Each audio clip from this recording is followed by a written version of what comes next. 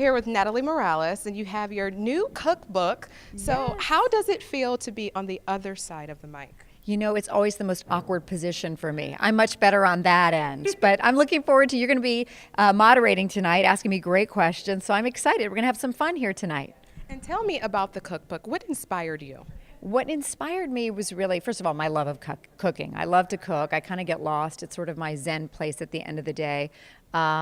I also wanted a book that would be useful to people because I'm a busy working mom. I'm pulled in so many directions like a lot of people, but yet I strive to be healthy. I work out, and people always ask me, what are your secrets? What are you doing? And I'm like, well, here's the book that gives you a little bit of an answer. And third reason, I mean, it's a long question, but the third reason really is I've lived in so many homes all my life. I grew up as an Air Force brat, traveling all over the world. And it was a nice opportunity to kind of look back on my life and as a journey through food. Do you get the family involved, or the boys helping you cook? Yeah, well, my boys, I think initially they were like, yeah, sure. And then by the end of it, they're like, Mom, come on already. Because it's a long process to put a cookbook together. They were excellent taste testers. At least my oldest was. My youngest was a little picky. But they've been really supportive and having fun. And my husband was a great taste tester as well.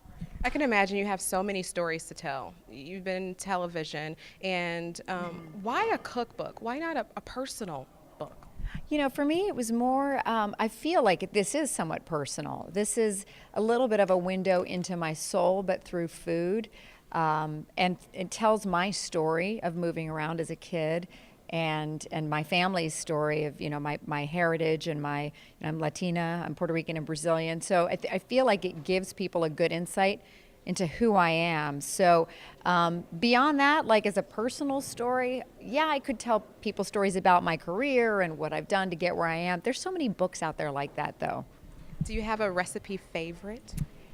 Gosh, it depends on what I'm in the mood for that day. But I would say my family's overall favorite is it's a spaghetti carbonara with peas and pancetta, which is phenomenal. It's delicious. And anything pasta. I mean, who doesn't love pasta?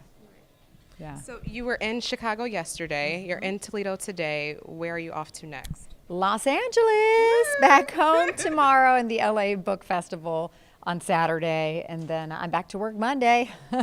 You're so busy. How do you manage everything? That's a loaded question, and managing, I think, is the answer. I think every day is different. Of course, this week is unusual. It's not something I do often, in fact, never. But I take every day at a time, one day at a time. And there are days I'm not going to be able to make a home cooked meal. There are days I'm going to be rushing my kids out to go soccer practice, tennis.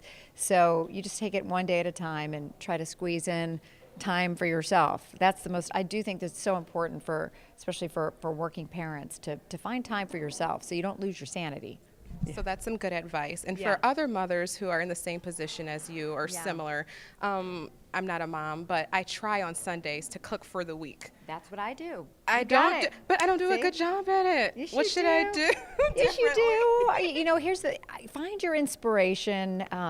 Finding the freshest ingredients you can possibly find. I don't know if you guys have good farmers markets here. So that's what I do on Sundays. There's this great farmers market by my house. And every time I go there, I'm inspired to try something new or to cook something. So whether it's buying basil to make a batch of pesto, which I can then freeze during the week and reuse, for the next couple of weeks for the most part, or red sauce.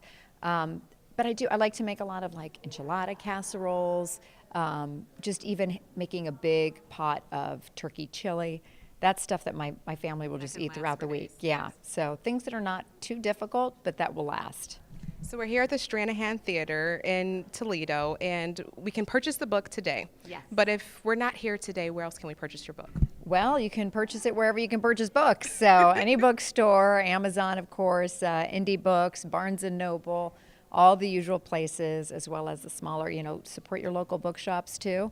So wherever you can, give the love, thank you for your purchase. Thank you so much, Natalie. Thank you. Yes. Yay.